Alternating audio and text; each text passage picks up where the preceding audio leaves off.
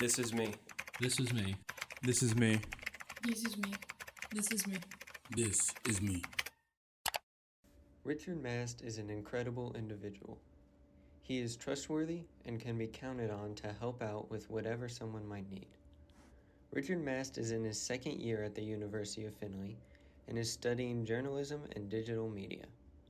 He is extremely talented in a wide variety of subjects and has positioned himself for success in any field he would choose to pursue. Whether in the radio station or the classroom, Richard is always showing his level of intelligence and professionalism. Growing up, my grandfather and I were incredibly close. We would always be together going to the comic store, seeing the newest movie in theaters, and attending flea markets in the hope that we could find good deals. He was far from a perfect man, but I accepted him for who he was and not who he wasn't. My grandfather was the closest thing I had to a dad growing up, so when we found out he had lymphoma and kidney cancer, I was distraught to say the least. At first, it was a struggle to even consider the fact that he had cancer. Finding out someone has cancer, whether you care for them or not, is always a shock. But life moved on, like nothing had ever happened. Later, they removed the kidney with the cancer, and he started going to chemo.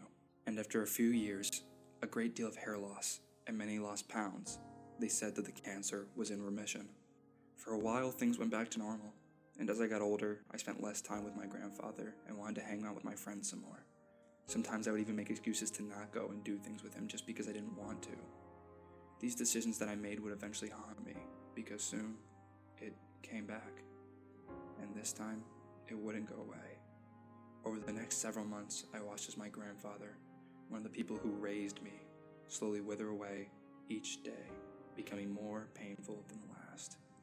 His cries for help echoed throughout the house and rattled me to my core, and I watched as he screamed, "Get me out of this fucking bed," the day before he passed. Months later, after everyone had been informed of his passing, after all the services were done, after he had been cremated, after everything, I got into an argument with my mom. I don't even remember what the argument was about, whether or not it was something even worth arguing for.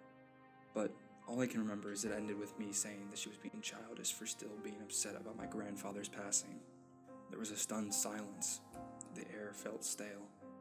And although it only lasted seconds, it felt like hours.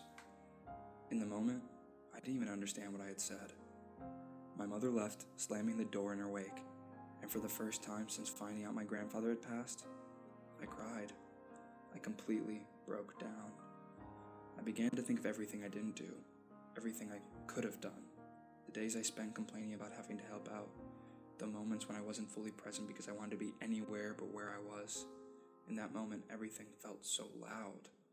All I could think of was about how I was a failure.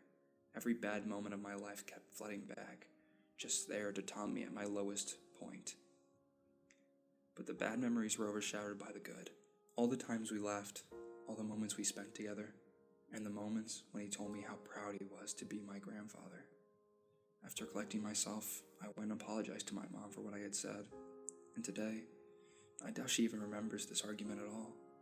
But in that little snippet of time in my life, I learned one of the most valuable lessons. That I believe that we are not defined by our greatest mistakes, but rather by how we choose to grow from them. This is me. This is me. This is me.